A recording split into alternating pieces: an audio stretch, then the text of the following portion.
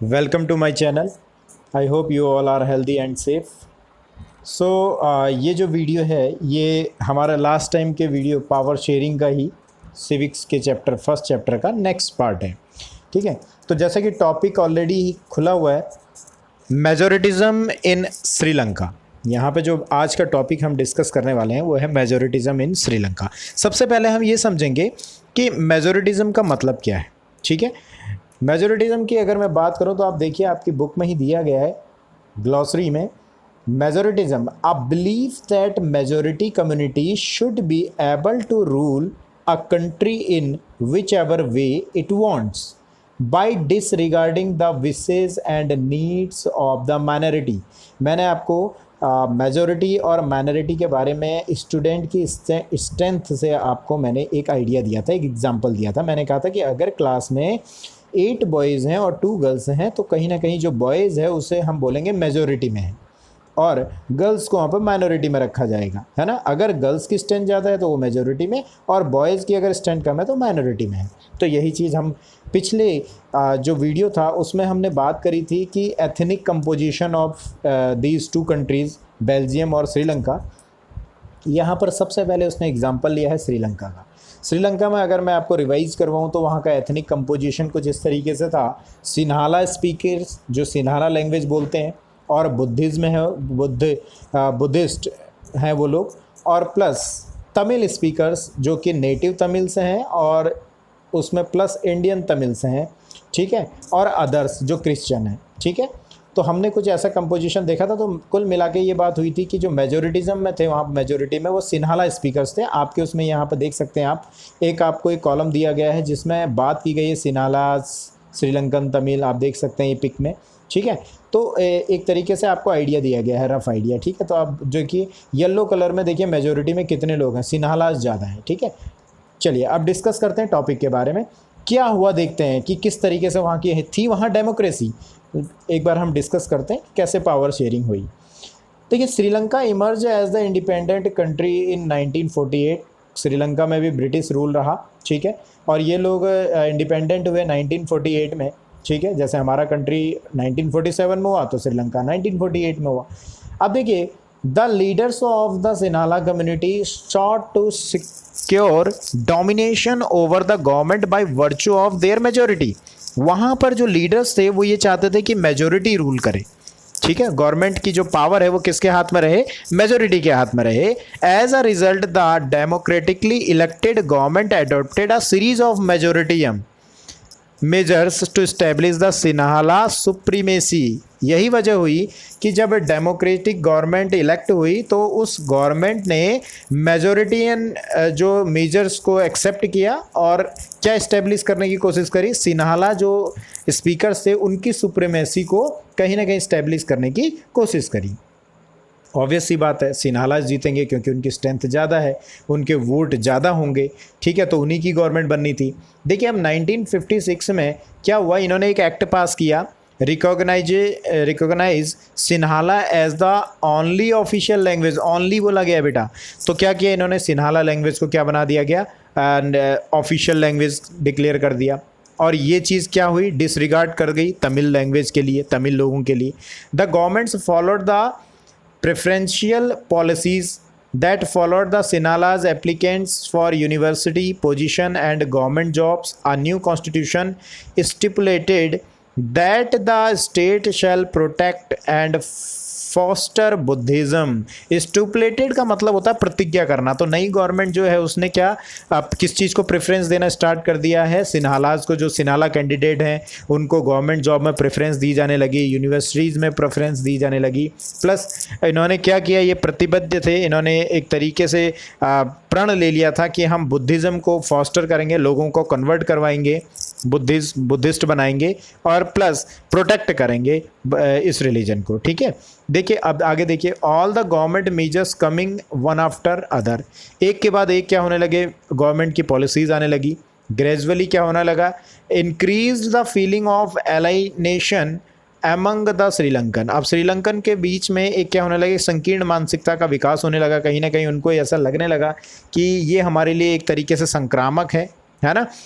They felt that none of the major political party led by the Buddhist Sinhala leader was sensitive to their language and culture. उन्होंने ये चीज़ देखा कि कोई भी party उनके बारे में नहीं सोच रहा है, वो केवल हर पार्टी जो सिन्हाला लीडर्स की पार्टी है वो केवल बुद्धिस्ट के लिए ही और अपने सिन्हाला लैंग्वेज के लिए ही सेंसिटिव है, बाकी उन्हें कोई फ़र्क नहीं पड़ता तमिल लोगों की लैंग्वेज और तमिल लोगों से. They felt that the constitution and government policies denied them equal political right. उन्हें कहीं ना कहीं ये फील हुआ कि इक्वल पॉलिसीज़ नहीं आ रही हैं, हमें इक्वलिटी नहीं मिल रही है, हमारी लैंग्वेज को, हमारे कल्चर को कहीं ना कहीं डिनाइड किया जा रहा है. और गेटिंग द गवर्नमेंट जॉब्स में आप देख चुके हैं अपॉर्चुनिटी उनके लिए इक्वल नहीं है. Ignored their interest. As the result the relation between two communities जैसे कि Sinhala and Tamil communities strained over time. ये स्ट्रेंड का मतलब होता है तनावपूर्ण हो गई उस टाइम पर, ठीक है. जबकि आप जानते होंगे डेमोक्रेटिक गवर्नमेंट है और डेमोक्रेसी तो कहती थी equal right, equal opportunity, one vote one value, ठीक है, सभी को इक्वल कल्चर, अपने रिलीजन को मानने का हक है. ये सारी चीज़ें आपने पढ़ी है ना फंडामेंटल राइट्स में, वही बात हो रही है. जबकि श्रीलंका में कोई भी चीज़ अप्लाई नहीं हो रही है डेमोक्रेटिक गवर्नमेंट है ना, लेकिन पावर का जो डिस्ट्रीब्यूशन है वो कहीं ना कहीं सही नहीं है. कह रहे the Sri Lankan Tamils launch party. और इसीलिए उन्होंने क्या किया, श्रीलंकन तमिल्स ने एक पार्टी अपनी लॉन्च करी, अपनी स्ट्रगल है for recognisation of Tamil as official language. उनकी डिमांड थी कि तमिल को भी ऑफिशियल लैंग्वेज में शामिल किया जाए, ठीक है. For the regional autonomy and equality of the opportunity is securing education and jobs, ताकि उनको भी इक्वल अपॉर्चुनिटी मिले. ये सब चीज़ों के लिए उन्होंने डिमांड करने के लिए पॉलिटिकल पार्टी बना ली. But their demand for more autonomy to provinces populated by the Tamil was repeatedly denied. मतलब कि जहाँ वो मेजोरिटी में थे वहीं थोड़ा बहुत उनकी बात को सुना गया, लेकिन बाकी जगह तो मेजोरिटी कौन है, सिन्हालाज हैं, तो उनकी सारी जो डिनाइड हो गई उनकी जितनी भी डिमांड थी, ठीक है. By 1980 several political organisation were formed demanding as an independent Tamil state. और उन्होंने क्या डिमांड करी कि हमें एक अलग स्टेट चाहिए, हमारे लिए एक अलग कंट्री बना दीजिए आप. इस तरीके से एक अलग स्टेट की डिमांड करी तमिल के लिए. और जबकि वो लोग कहाँ पे इस्टेब्लिश थे, ज़्यादातर लोग नॉर्दर्न एंड ईस्टर्न पार्ट का जो एरिया था वो क्या कहने लगे कि हमें इसको सेपरेट चाहिए. देखिए the distrust between the to communities, ठीक है, turned into wide spread conflict. और यही वजह रही धीरे धीरे उनके जो रिश्ते थे वो एक तरीके से बड़े भयानक रूप में बदल गए, मुड़ गए, और कहीं ना कहीं जल्दी ही ये सिविल वॉर में कन्वर्ट हो गया, ठीक है. सिविल वॉर मतलब जिसमें दो कम्युनिटियाँ आपस में एक दूसरे को मारना स्टार्ट करती हैं. कह रहा है as the result thousands of people of both community have been killed, many families were forced to leave the country refugee as the many of lost their livelihood. You have read the chapter first. अगर आप कह रहा है कि नीचे की lines में economics का अगर आप फर्स्ट चैप्टर पढ़ेंगे तो उसमें इस सिविल वॉर से पहले श्रीलंका एक अच्छी इकोनॉमिक पोजीशन में था और एक डेवलपमेंट के मामले में आगे था. उसका डेवलपमेंट इंडिया से भी अच्छा था, बट इस सिविल वॉर की वजह से वो क्या हो गया, सेटबैक हो गया, टेरिबल स्थिति हो गई. वहाँ आज श्रीलंका देखिए बहुत गरीब कंट्री में माना जाता है. यही रीज़न है क्योंकि वहाँ क्या हुआ, टू द सोशल कल्चर और इकोनॉमिक लाइफ वहाँ की डाउन हो गई. It ended in 2009. अब देखिए ये तो बात हो गई श्रीलंका की कि श्रीलंका में क्या हुआ, मेजोरिटिज़म को उन्होंने एक्सेप्ट किया. मेजोरिटी कम्युनिटी ने कहा कि हम रूल करेंगे, बाकी जो भी लोग हैं उनको हमारी बात माननी होगी. सिन्हालाज ने कहा या तो सिन्हाला लैंग्वेज आप बोलो, बुद्धिस्ट रिलीजन को एक्सेप्ट करो, या फिर ये कंट्री छोड़ कर आप चले जाओ. इसीलिए सिविल वॉर हुआ. आप देखेंगे सिविल वॉर का मतलब यहाँ पर बताया गया है अगर आपको जानना है. A violence conflict between the opposing group with in the country that becomes so intense that it's appear like war. जब आपस में ही एक कंट्री के अंदर ही वॉर की स्थिति पैदा हो जाती है, आपस में लोग लड़ने लगते हैं, तो इसी को सिविल वॉर कहा जाता है. अब देखिए बेल्जियम की स्टोरी बताई गई है कि बेल्जियम में भी पावर शेयरिंग हुई, लेकिन बेल्जियम का मॉडल थोड़ा दूसरा है ना. देखते हैं बेल्जियम में क्या हुआ. वहाँ तो माइनॉरिटी को सप्रेस किया गया, दबाया गया एक तरीके से. अब देखते हैं श्रीलंका में तो सप्रेस किया गया, लेकिन बेल्जियम की स्थिति देखते हैं. कह रहा है एकोमेंडेशन इन बेल्जियम. एकोमेंडेशन का मतलब होता है रखना, ठीक है, एक्सेप्ट करना, स्वीकार करना, ठीक. देखते हैं क्या स्वीकार किया बेल्जियम ने. कह रहा था Belgium leaders took a different path. इन लोगों ने एक डिफरेंट पाथ चूज किया. They recognised the existence of regional differences and cultural diversities. इन्होंने रीजनल एग्जिस्टेंस, ठीक है, और जो डिफरेंसेस हैं और कल्चर की डाइवर्सिटी को एक्सेप्ट किया, हर रिलीजन, हर लैंग्वेज, हर कल्चर को एक्सेप्ट किया। बिटवीन 1970 से लेके 1993 तक के इन्होंने अपने कॉन्स्टिट्यूशन में कई बदलाव किए, अमेंडेड बोला गया। तो कॉन्स्टिट्यूशन में अगर कोई भी बदलाव होता है तो कौन सा वर्ड यूज़ होता है? अमेंडेड। अमेंड का मतलब होता है कॉन्स्टिट्यूशन में कोई बदलाव करना, तो इन्होंने कई बार बदलाव किए, ठीक है ना। कॉन्स्टिट्यूशन 4 टाइम इन्होंने जो है चेंज किया, as to work out the arrangement that would enable everyone to live together within the same country। ये इसलिए हुआ ताकि जो अलग अलग डिफरेंसेस के लोग हैं, अलग अलग रिलीजन, अलग अलग लैंग्वेज के लोग हैं, वो एक ही कंट्री में एक साथ रह सकें, इसलिए इन्होंने ये सारे चेंजेस किए, ठीक है। The arrangement they work out at different form any other country and is very innovative. ये कहीं ना कहीं जो इन्होंने अरेंजमेंट दिखाए सभी लोगों को एक साथ लाने का, डिफरेंट लोगों को एक साथ रखने का एक कंट्री में, ये बहुत ही इनोवेटिव आइडिया था, लेकिन ये अरेंजमेंट कुछ अलग था, ठीक है। आप कह रहे हैं here are some of the elements, उसी अरेंजमेंट के कुछ एलिमेंट्स आपके साथ डिस्कस कर रहा है, जिसे ये कह रहा है बेल्जियम मॉडल। देखते हैं बेल्जियम मॉडल कैसे सक्सेस हुआ।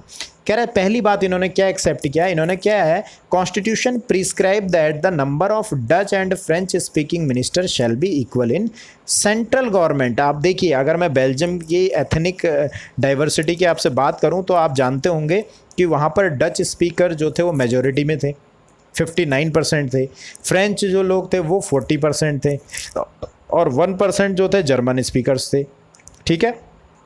ये बात पूरे कंट्री की थी, मतलब पूरे कंट्री में डच लोग क्या थे, मेजोरिटी में थे, ज़्यादा नंबर में थे। और ब्रुसेल्स जो वहाँ की कैपिटल थे, वहाँ कौन लोग ज़्यादा थे, इसका उल्टा ठीक, फ्रेंच लोग वहाँ पर मेजोरिटी में थे 80%, और 20% केवल डच थे। तो यहाँ पर जो सेंट्रल गवर्नमेंट बनाएगी, पूरी कंट्री के लिए जो गवर्नमेंट बनाई गई, इन लोगों ने ये एक्सेप्ट करा कि हम इक्वल नंबर लेंगे, चाहे कोई भी ज़्यादा कम है, लेकिन सभी मिनिस्टर क्या होंगे, इक्वल होंगे, और हर कम्युनिटी से इक्वल आएंगे, ठीक है। चाहे जर्मन 1% थे, लेकिन मेंबर सबके इक्वल होंगे। 10 no single community can make decision unilaterally. इससे क्या होगा कि कोई भी एक सिंगल कम्युनिटी एक तरफा डिसीजन नहीं ले पाएगी। सबसे अच्छा मैटर था ये। दूसरा डिसीजन सबसे अच्छा था। दूसरा अरेंजमेंट क्या किया इन्होंने, many power of central government have been given to state government. जो सेंट्रल की पावर होती है वो सारी, अक्सर ज़्यादातर पावर किसको दे दी गई, स्टेट गवर्नमेंट को, of the 2 regions of the country, ठीक है। The state government are not subordinate to central government. सबसे बड़ी बात ये थी कि जो स्टेट गवर्नमेंट थी वो सेंट्रल गवर्नमेंट के अंडर में काम नहीं कर रही थी, उसकी अपनी इंडिपेंडेंट पावर थी, सेंट्रल गवर्नमेंट की इंडिपेंडेंट अलग पावर थी, ठीक। सबसे अच्छी बात ये हो गई। नहीं तो होता क्या है, सेंट्रल गवर्नमेंट स्टेट गवर्नमेंट को दबाने की कोशिश करती है, कहीं ना कहीं उस पर अपने रूल्स जो हैं एक तरीके से थोपने की कोशिश करती है, ठीक है ना, प्रेशर डालती है। अगला अरेंजमेंट क्या था, ब्रुसेल्स। आप देखिए कैपिटल की बात आ गई। Brussels has a separate government. Brussels, जो ब्रुसेल्स था, कैपिटल था बेल्जियम की, वो उसके लिए अलग ही गवर्नमेंट बनाई गई। Which both community have the equal representation. जो फ्रेंच और केवल वहाँ पर डच और फ्रेंच थे, जर्मन नहीं थे। तो क्या हुआ कि वहाँ के दोनों कम्युनिटी ने इक्वल रिप्रेजेंटेशन दिखाया। क्यों? क्योंकि डच कम्युनिटी ने एक्सेप्ट किया था पूरे सेंट्रल गवर्नमेंट में भी इक्वल, तो इसीलिए ब्रुसेल्स में फ्रेंच स्पीकर्स ने भी एक्सेप्ट किया कि यहाँ पर भी हम इक्वल नंबर रखेंगे, चाहे डच 20% ही है, कोई बात नहीं, लेकिन हम इक्वल रिप्रेजेंटेशन रखेंगे। Brussels because the Dutch speaking community has accepted equal representation in the central government. यही वजह रही कि ब्रुसेल्स में भी उन लोगों ने इक्वल रिप्रेजेंटेशन को प्रेफरेंस दी। अब देखिए हुआ क्या, अगला देखिए, apart from the central government and state government. देखिए 2 टाइप की गवर्नमेंट है वहाँ पर, स्टेट गवर्नमेंट भी है, सेंट्रल गवर्नमेंट भी। इसके अलावा वो कह रहे हैं कि उन्होंने एक और गवर्नमेंट एक्सेप्ट करी जिसका नाम था community government. This is third type of government, this is community government is elected by the people belonging to one language community. जैसे डच लैंग्वेज के लोग हैं तो वो अपनी एक गवर्नमेंट चूज़ करेंगे, फ्रेंच वाले सेपरेट एक अपनी गवर्नमेंट, और जर्मन वाले सेपरेट अपनी। तो इससे क्या होगा, वो गवर्नमेंट क्या करेगी, that this government has the power regarding the cultural, educational and language related issue. अगर कोई भी इनमें से, कोई भी इन तीनों में से इशू होता है तो उसको कौन सॉल्व करेगी, ये गवर्नमेंट करेगी। ठीक है, सबसे अच्छी बात थी। You might find the Belgium model very complicated. आप सोच रहे होंगे कि इतनी सारी गवर्नमेंट बन गई, स्टेट गवर्नमेंट अलग है, सेंट्रल अलग है, कम्युनिटी गवर्नमेंट अलग है, तो ये तो बहुत ही रिजिड, मतलब कि एक तरीके का बहुत ही उलझा हुआ मॉडल है। इवन इतने उलझे हुए मॉडल होने के बाद भी, even for the people living in Belgium, but these arrangement have work well so far. They help to avoid the civil strife, जो सिविल विवाद थे आपस में, नागरिक विवाद जो लोगों में था, उसको कहीं ना कहीं इस मॉडल ने अवॉइड किया और इसने काम किया अच्छे से।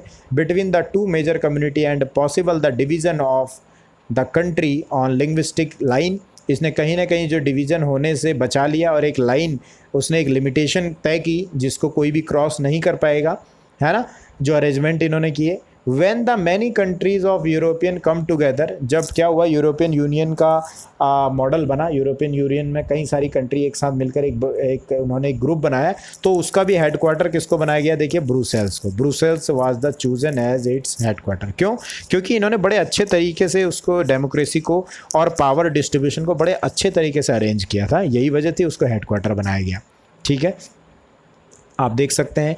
अब यहाँ पर एक बात ये कही गई है, लास्ट में कंक्लूजन निकाला जा रहा है कि what do we learn from these two story. आपने इन दो स्टोरियों से क्या लर्न किया, of the Belgian and Sri Lanka. तो आप देखेंगे बोथ आर डेमोक्रेसीज। आपने देखा कि दोनों कंट्रीज इंडिपेंडेंट थी और दोनों कंट्रीज में इलेक्शन के थ्रू गवर्नमेंट चूज की गई और डेमोक्रेटिक गवर्नमेंट थी। येट, लेकिन कह रहा है अभी भी अगर आप देखेंगे, यद्यपि they dealt with the question of power sharing differently. बस फ़र्क इतना था कि दोनों का पावर शेयरिंग करने का जो तरीका था वो डिफरेंट था। इन द बेल्जियम की अगर हम बात करें, leader have realised that the unity of country is possible only by respecting the feeling and interest of the different communities and regions। कहीं ना कहीं बेल्जियम के लीडर्स ने ये एक्सेप्ट किया कि हम जब तक एक दूसरे की फीलिंग्स का रिस्पेक्ट नहीं करेंगे, एक दूसरे की कम्युनिटी का रिस्पेक्ट नहीं करेंगे, लैंग्वेज का रिस्पेक्ट नहीं करेंगे, रीजन का रिस्पेक्ट नहीं करेंगे, कहीं ना कहीं उन्होंने इस चीज़ को एक्सेप्ट किया। यूनिटी, तब तक यूनिटी नहीं आ पाएगी, तो यूनिटी के लिए उन्होंने इसको एक्सेप्ट किया। और देखिए, such a relation resulted in the mutually accepted arrangement for the sharing power. उन्होंने म्यूचुअली इस चीज़ पर डिस्कस करके इसको, इन अरेंजमेंट्स को बनाया। श्रीलंका में क्या हुआ, श्रीलंका शोज अस आ कॉन्स्ट्रेनिंग एग्जाम्पल। कहीं ना कहीं ये एक अलग तरीके का एग्जाम्पल देता है हमें। It shows us that if a majority community wants to force its domination over other and refuses to share power, it can undermine the unity of the country। तो कहीं ना कहीं इसने ये दिखाया कि जब मेजोरिटी क्या करती है, डिनाई कर देती है अरेंजमेंट्स के लिए, माइनॉरिटी को एक्सेप्ट नहीं करती है और अपनी ही चीज़ों को फोर्सली एक्सेप्ट करने के लिए फोर्स करती है माइनॉरिटी पे, तो कहीं ना कहीं ये अंडरमाइन, मतलब दुर्बल, कमज़ोर करती है किसी भी देश की यूनिटी को। तो हर देश की कंट्री, अगर कंट्री को यूनिटी बनाए रखनी है तो कहीं ना कहीं उन्हें क्या करना होगा, दूसरों की फीलिंग्स का सम्मान करना होगा, रिस्पेक्ट करनी होगी, ये चीज़ हो गई। ठीक है, क्लियर है। आगे हम बात करेंगे, देखिए यहाँ पर नेक्स्ट टॉपिक जो हमारा रहेगा, वाई द पावर शेयरिंग, इसको हम बाद में डिस्कस करते हैं नेक्स्ट वीडियो में। Thank you for watching, keep watching, share करिए वीडियोज़ को। Thank you.